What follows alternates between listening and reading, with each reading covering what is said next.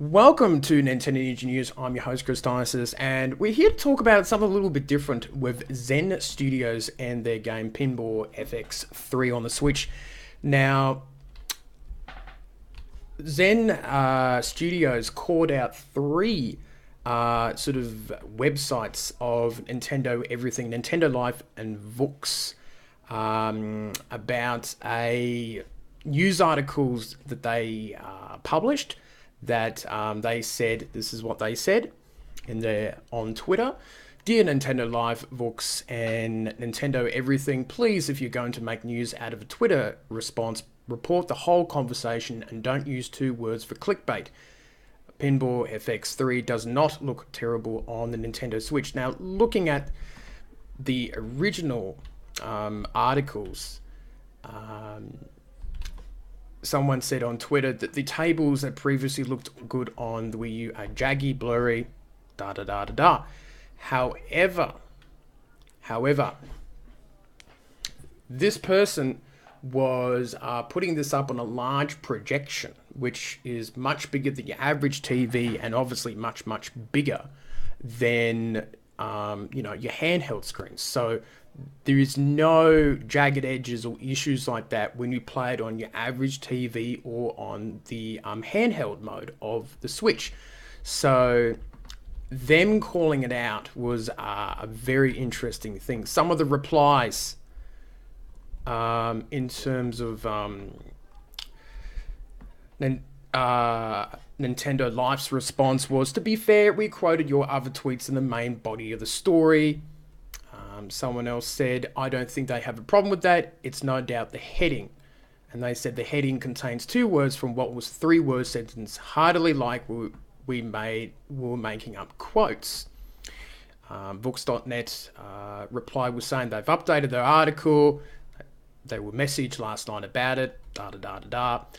So I think the interesting thing about this was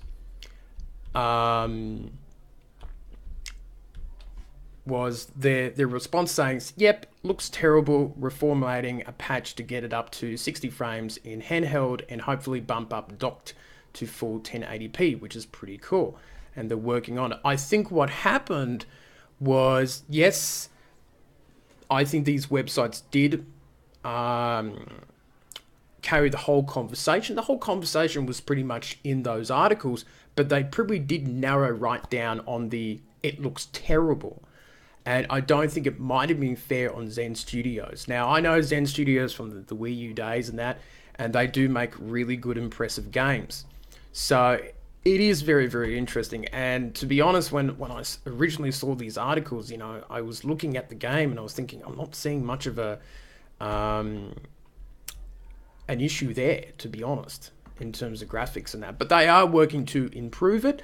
And that sounds fantastic, bringing it up to 60 frames, and that seems to be very, very good.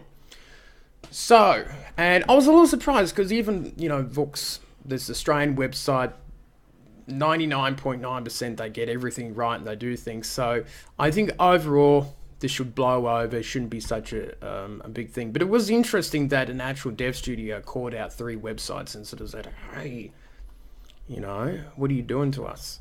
But look, these things happen and things have cleared up for them. So, and that's the thing. Sometimes you got to do that research and probably not try to do I wouldn't say it's a clickbait, but when a dev studio says, yeah, looks terrible, and you're looking for a heading, that's a pretty good heading to do if you do want to get people to click on your article and things like that. So very, very interesting. And on the other side, that we are looking into reviewing the game. We did request a couple times for a review code. However, it's fallen on deaf ears. But we might just have to review it with the three pinball tables that comes for free. And like with my previous knowledge of the Wii U edition, I have a fairly good idea about what the other tables would be like. I just wish they got those Marvel ones, and I do like that Fantastic Four one quite a bit. It's actually a lot better than the movies they made. So, that is it for me, and I shall see you next time on Nintendo Ninja News.